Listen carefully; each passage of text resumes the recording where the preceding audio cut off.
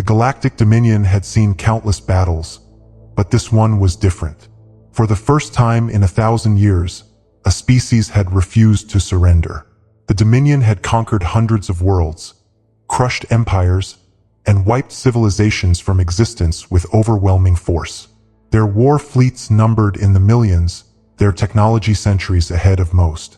No one resisted for long. But then came humanity.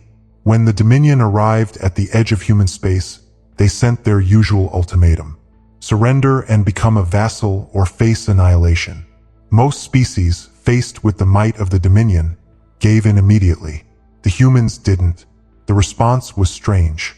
No desperate negotiations, no cries for mercy, just a single, calm transmission. Acknowledged. That was it.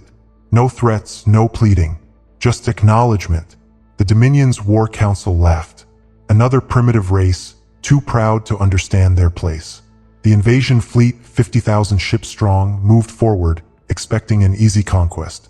They reached the first human colony and encountered resistance. Primitive railguns, nuclear warheads, nothing that could stop them. The colony fell in hours. The second colony took longer, days instead of hours. The humans fought harder than expected, their weapons hitting with a strange, desperate resilience. By the time the Dominion reached Earth, they expected to face a desperate, broken species. Instead, Earth's defenses were ready. And then the humans sent just one ship. At first, the Dominion thought it was a mistake. A single vessel moving toward the heart of their fleet. It barely registered against their sensors, its power output laughable compared to their dreadnoughts. Admiral Zorel watched the tactical display, amused. They think one ship will save them? His officers chuckled. The Dominion fleet numbered in the tens of thousands. The human ship was a mere speck in comparison. Then the speck moved. It didn't engage in standard attack patterns. It didn't try to dodge, run, or negotiate. It accelerated straight toward the Dominion flagship. They thought it was a ramming attempt, a primitive, desperate act. But then the Dominion's shields flickered. Systems shut down without warning. Then the real horror began. The ship wasn't firing weapons. It was the weapon. Admiral Zorel barely had time to react before his fleet's comms were flooded with screaming. Not of pain, but of pure existential terror. Something was happening. Ships were going dark. Crews were being erased, not killed, but simply gone. The human ship kept moving, cutting through the fleet like a knife through flesh, and where it passed, reality itself seemed to unravel. The Dominion had sent 50,000 ships, and in minutes only silence remained. The lone human ship sent one final message before disappearing from sensors. Acknowledged. The war was over. Panic spread through the Dominion's high command. 50,000 ships gone. Not destroyed in battle, not crippled, gone. Sensors recorded no debris, no wreckage. Nothing but an empty void where the fleet had once been. The news spread like wildfire across the Empire. Billions of citizens, conditioned to believe in the Dominion's invincibility, whispered in fear. Military strategists and scientists reviewed the data over and over, unable to explain what had happened. Admiral Zorel was dead. So was his entire command. No escape pods, no distress signals. Just silence. The lone human ship had vanished after its final transmission. The Dominion had faced resistance before, but nothing like this. It wasn't just defeat. It was erasure. And the worst part was they had no idea how the humans had done it. Emperor Voronchal stood in the vast throne chamber of the capital world, his massive form radiating an unease that chilled the air. Around him, his advisors chattered in hushed tones, trying to salvage an explanation that made sense. "We need to retaliate immediately," one of the warlords snarled. "Send everything we have. We'll burn their worlds to cinders." "Fool," a strategist hissed. "You want to send another fleet when we don't even understand what happened to the first? They didn't fight our forces. They unmade them." The room fell silent. That was the true horror of it all. The Dominion's fleets were designed to fight wars of attrition. They could suffer millions of casualties and still crush their enemies through sheer numbers. But here, there were no casualties. Just nothing. The Emperor turned to his chief intelligence officer, a slender, calculating being with piercing golden eyes. "Do we have any idea what that ship was?" The officer hesitated. "Not entirely, my lord, but we intercepted something." A screen flickered to life, showing the last moments of the battle from a Dominion scout ship that had been too far from the main fleet to be affected. The human ship, a sleek, unassuming construct, moved with eerie precision. Then, as it cut through the fleet, something changed. The footage slowed, zooming in.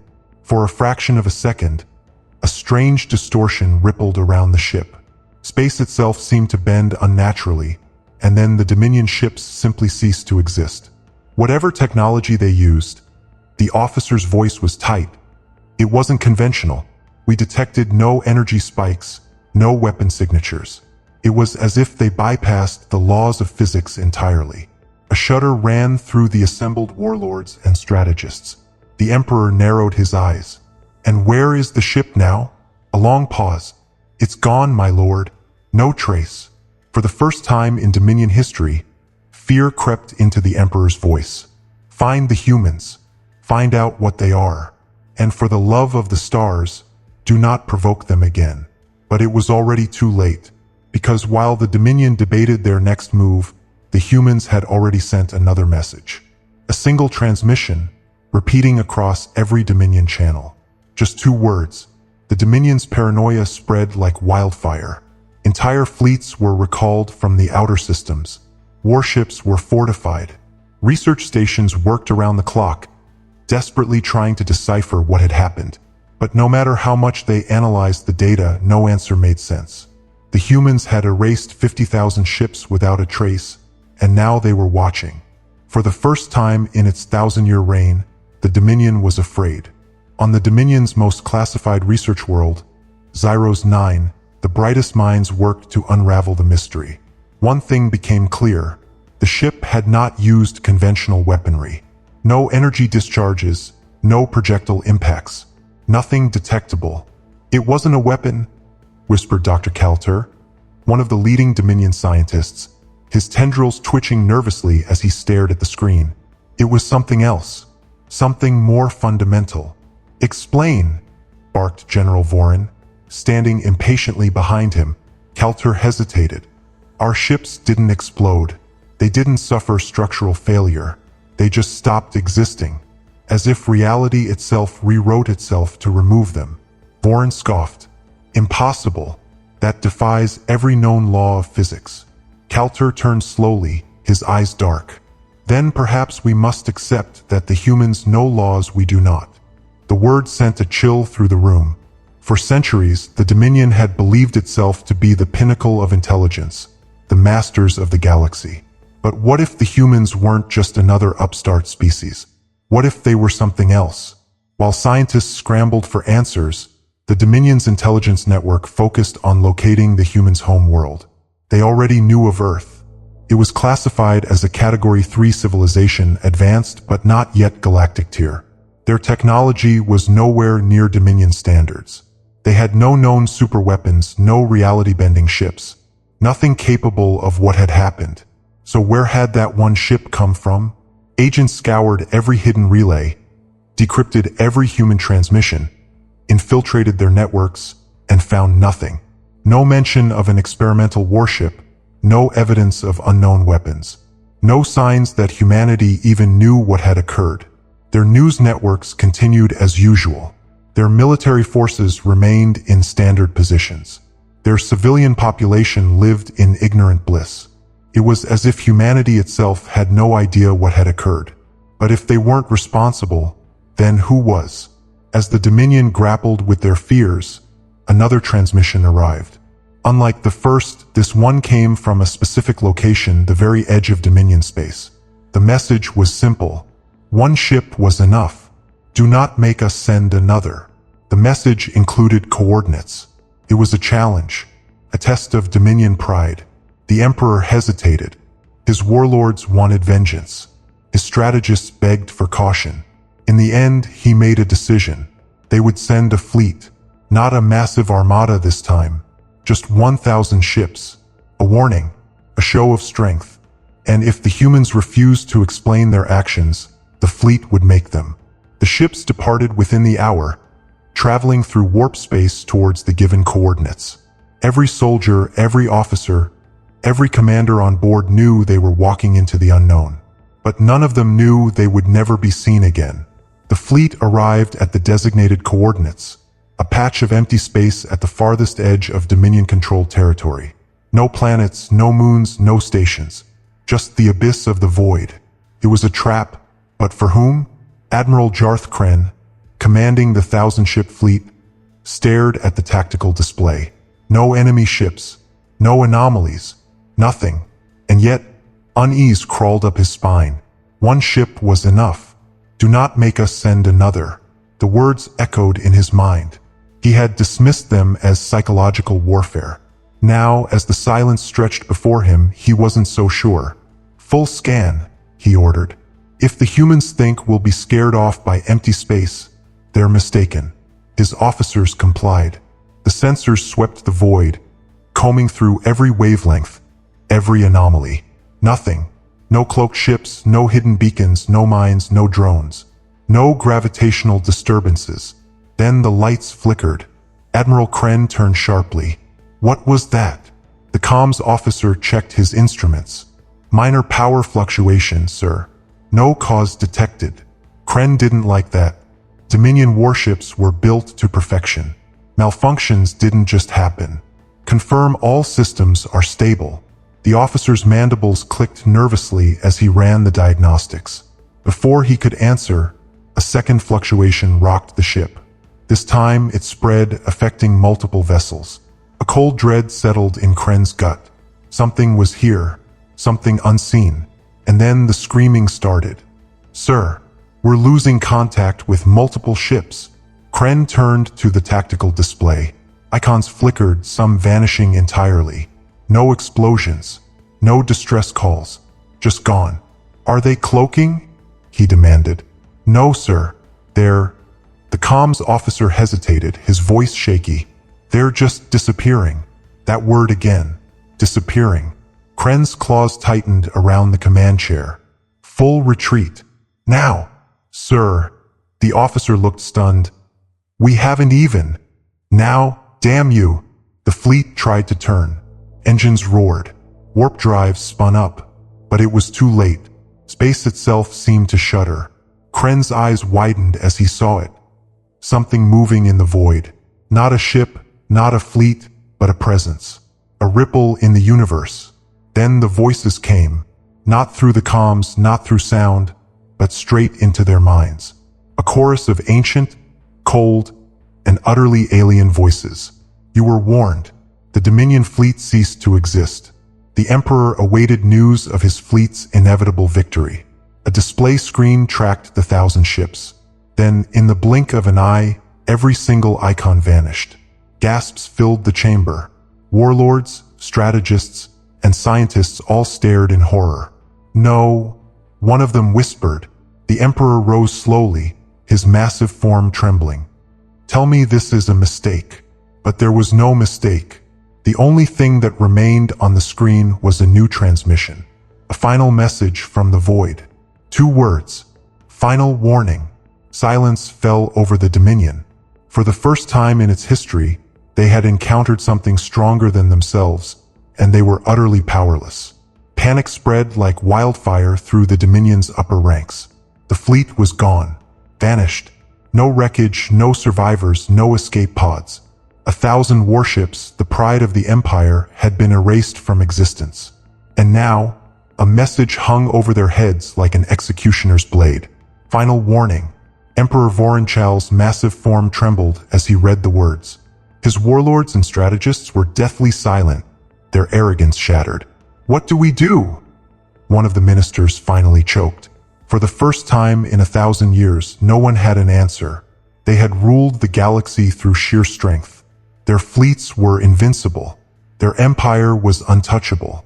And yet, humanity, or whatever force lurked behind them, had rewritten the rules. The Dominion was no longer the apex predator. It was prey. 3 days later, the Emperor did something no Dominion ruler had ever done. He sent a message of surrender. Not a declaration of war, not a demand for negotiation. Just 4 words, broadcast into the void. We do not resist. They waited. Hours passed, then days. Every passing moment stretched their paranoia to its breaking point. Had they been too late? Would the next sign from humanity be another eraser? Then finally a response. Not through a transmission, not through comms, but across every Dominion star system all at once. Every screen, every console, every display was hijacked. The same message appeared, as if written directly into the fabric of reality itself. That was it. No demands, no punishment. Just that single, chilling word. And with it, the Dominion knew. Humanity had chosen mercy. Or perhaps they simply no longer considered the Dominion worth their attention. The Dominion never recovered. They never sent another fleet beyond their borders. They never expanded again. Their once proud empire shrank into itself, crippled by fear. To the outside galaxy, the Dominion was still powerful, still dominant. But those within knew the truth. They were no longer conquerors. They were survivors. And every night, every Dominion citizen, every warlord, every emperor that followed would stare into the dark void of space, knowing that something watched them. Something that had erased 50,000 ships without a trace. Something that had given them a final warning. And if they ever dared cross that line again, there would be no mercy. Time passed. Years turned into decades. The Dominion, once the most feared power in the galaxy, had become stagnant. Their war fleets, once instruments of terror, now patrolled their own borders like caged beasts. Expansion had ceased. Conquests had ended. Fear had reshaped their empire. No one spoke of the humans anymore. Not in public, not in private. Their name had become a phantom, whispered in hushed tones, feared but never acknowledged. But fear alone was not enough to keep an empire together. Dissension grew within the Dominion. Some believed they had surrendered too quickly, that their fear had blinded them. Others believed they had escaped annihilation by sheer luck. And then there were those who whispered something far worse, that humanity had never truly been the enemy. Deep within the Dominion's intelligence archives, an encrypted file had remained untouched for decades. The last transmission from Admiral Kren's fleet. It had been classified at the highest level, sealed under orders from the Emperor himself. But in times of weakness, secrets have a way of slipping through the cracks. A scientist, young and ambitious, managed to access the file. She expected sensor data, battle footage, anything that could explain the disappearance. What she found instead was a message. Not from the humans. Not from any known language in the galaxy. It was something else. Something older. A voice, cold, alien, and incomprehensible, speaking in a chorus of overlapping echoes. The translation software barely made sense of it, but the meaning was clear enough. The boundary was tested. The line was crossed. The consequence was delivered. And then one last phrase. A warning. They are not yours to challenge. The scientist barely had time to comprehend what she had read before her access was revoked. Within hours, she was taken from her home. She was never seen again. The humans had never fought them. They had never built a superweapon, never deployed some unimaginable technology, never even known what had happened. Something else had intervened. Something older than the Dominion, older than humanity. Something that watched. And humanity, knowingly or not, was under its protection. The Dominion had not been defeated. They had been warned away. And across the galaxy, in the darkest corners of space where no empire dared expand, something stirred once more, because the boundary had been tested. And next time, the consequence might not be mercy. The silence that followed the acknowledged message was more profound than any the Dominion had ever known. It was not the silence of peace, but of a held breath. The Empire, a sprawling, multi-system leviathan that had roared for a millennium, now learned to whisper. Emperor Voronchal, once a figure of unassailable authority, became a ghost in his own palace. His decrees were no longer about expansion or tribute, but about containment and observation. A new, secret branch of the military was formed, the Watchfulness. Their sole purpose was not to fight, but to listen, to monitor the silent, empty space between the Dominion and the human frontier for any sign of another ripple, another distortion. They became priests of paranoia, tending to an altar of fear. On the human world of Earth, life continued, blissfully unaware. A young xenobiologist, Dr. Eris Thorne, presented a paper on the curious lack of extraterrestrial contact, postulating that the universe might be lonelier than previously thought. He received a polite round of applause and a grant to continue his research. He had no idea that his species had become the protected pets of a cosmic power they could not comprehend. Decades bled into a century. The Dominion's borders hardened, not with fortifications of steel and plasma, but with layers of stealth probes and passive sensors. They watched humanity stumble forward, developing warp drive, establishing their first shaky colonies, their technology a quaint, almost adorable mimicry of Dominion principles from centuries past. Every time a human ship ventured a little too close to the invisible line, a wave of cold terror would wash through the Watchfulness Command Center. But the humans always turned back, unaware of the sigh of relief echoing from a distant, hidden outpost. The fear became institutional, then cultural, then genetic. A new generation of Dominion citizens were born into a universe that was finite. Their stories were no longer of conquest, but of cautionary tales. The Quiet War was a myth to most, a classified trauma to the few. The official history stated that the Dominion had chosen a path of enlightened isolation. The truth was a cancer that had eaten their ambition from the inside out. It was on the centennial of the disappearance of the Second Fleet that the whispers began again. Not from the void, but from within.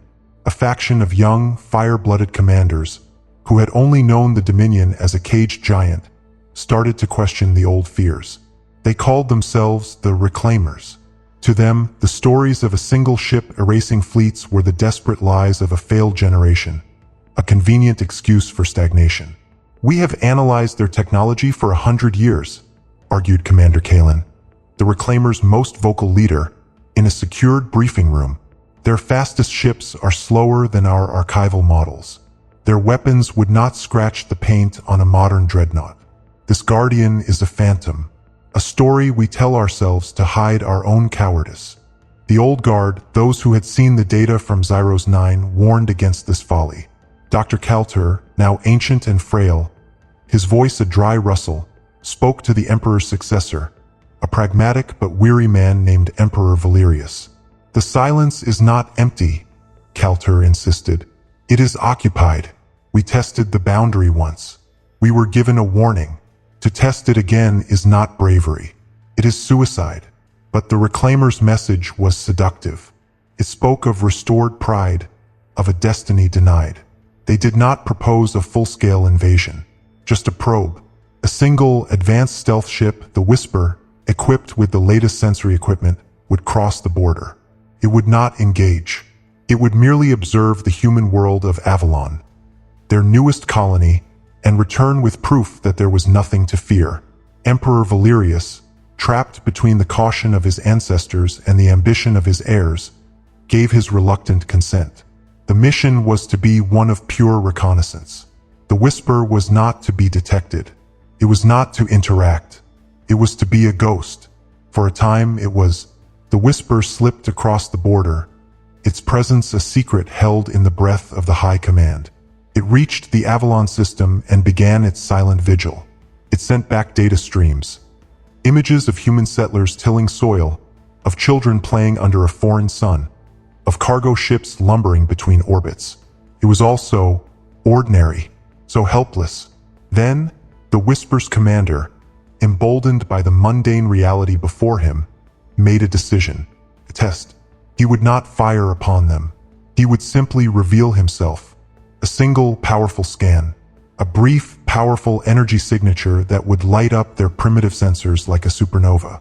Let them see a fraction of the power they so foolishly believed they had defeated.